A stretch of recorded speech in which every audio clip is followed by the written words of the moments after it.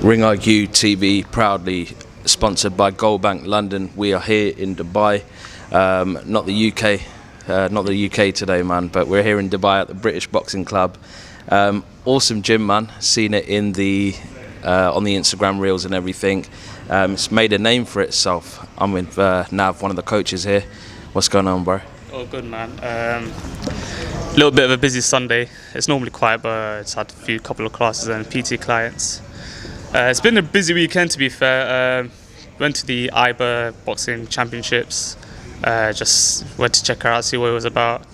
I didn't realise that there was a main pro show there, Pulev and Gassiev. It was a good fight. I think all the fights were pretty good. And then met a few of the boxers. I was already there, like Ben Whitaker, Amir was there, Sonny Edwards, quite a lot of big names, Shannon Briggs, Wilder. So I was pretty surprised to see them all there. But it was a good show. I think they need to do more shows in Dubai like this than Saudi, because I think Dubai brings a lot of crowd and it gets it popping as well. So I think they should do both in Saudi and Dubai, doing these big shows like Riyadh season. Yeah, so I mean, before we get to that, I just want to know a bit about yourself as well.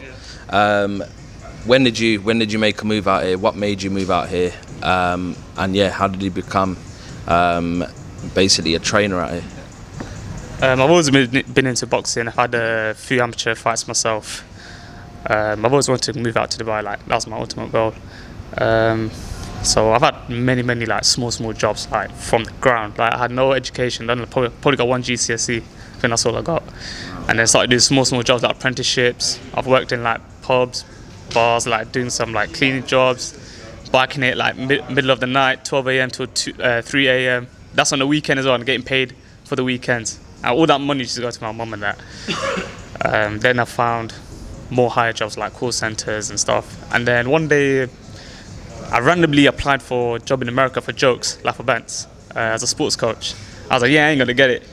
And then I got the job, and it was like temporary in Philadelphia, New Jersey and New York. And I think the best experience I've ever done.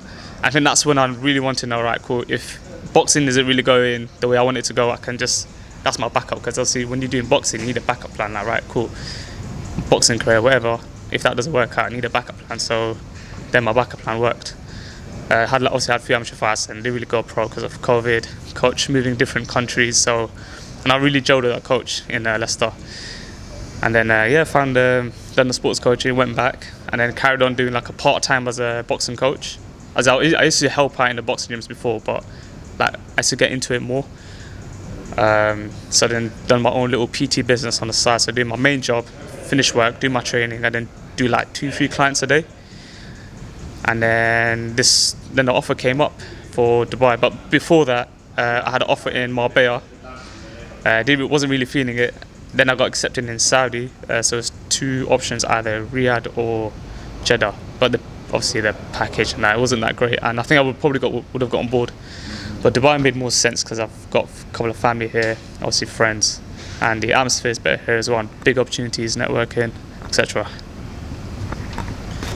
That's crazy. To be fair, you've come a long way from, like you said, having not real education and whatever.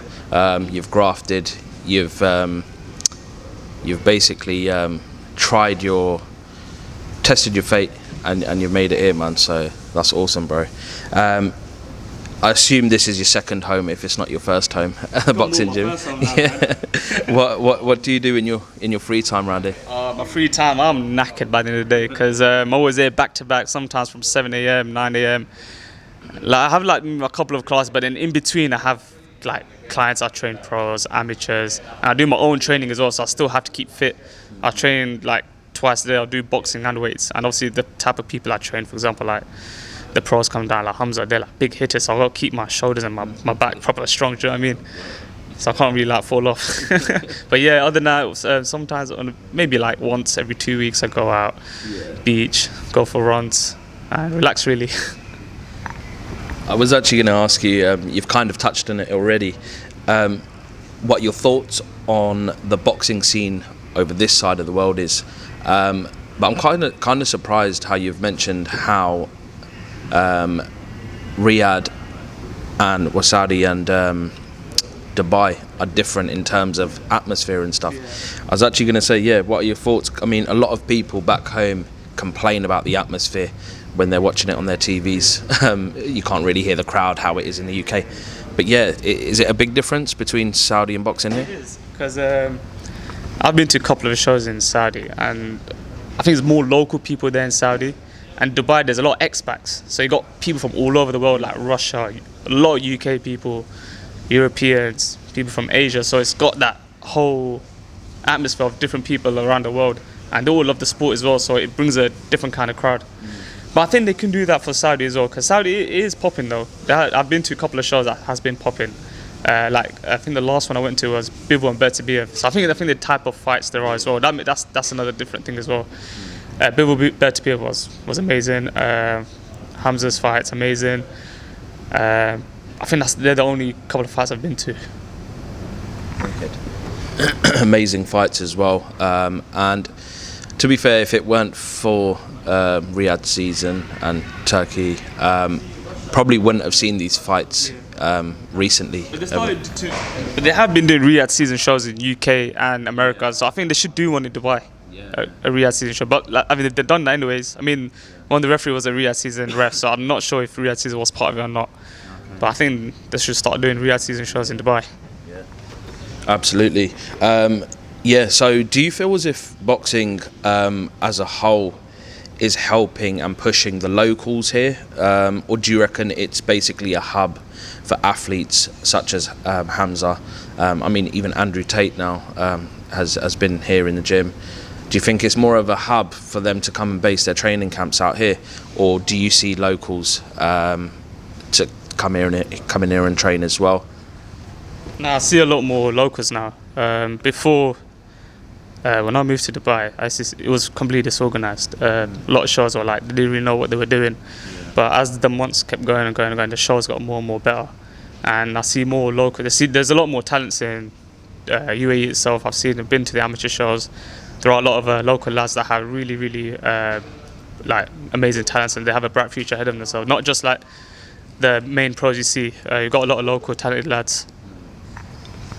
Yeah, that's incredible. And to be fair, that is what the goal is. Bring up the young guns from young, so they have something to look forward to when they're older, and also keep them safe, even though it's pretty much a safe country anyway. I keep forgetting I'm in Dubai, not the UK.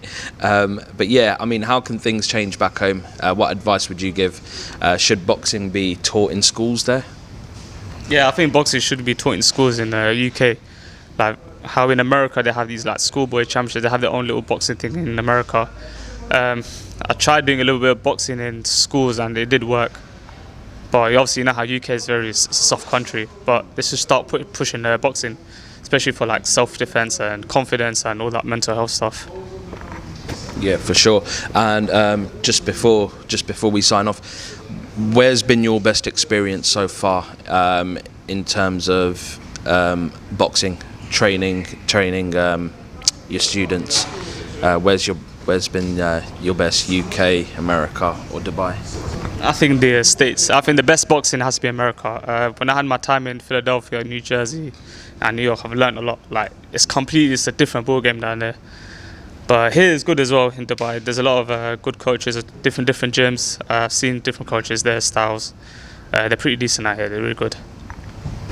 I was chatting to Mickey off camera just before, and he said that there's a big MMA following here.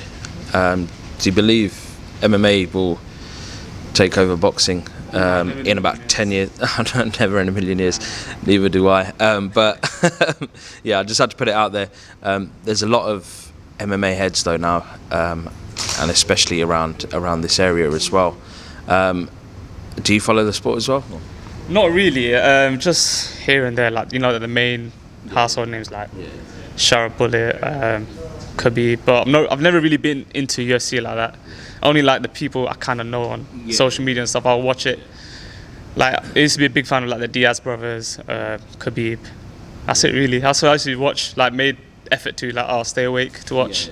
But nah, never really been into MMA like that. I did start off MMA though when I was younger, before boxing. I tried MMA, like karate, martial arts, wrestling, and then got bored of it. Left after red belt, I just like ducked. I was like, yeah, allow this. And obviously, just touching on a fight next week, you could call it a fight, you could call it an exhibition.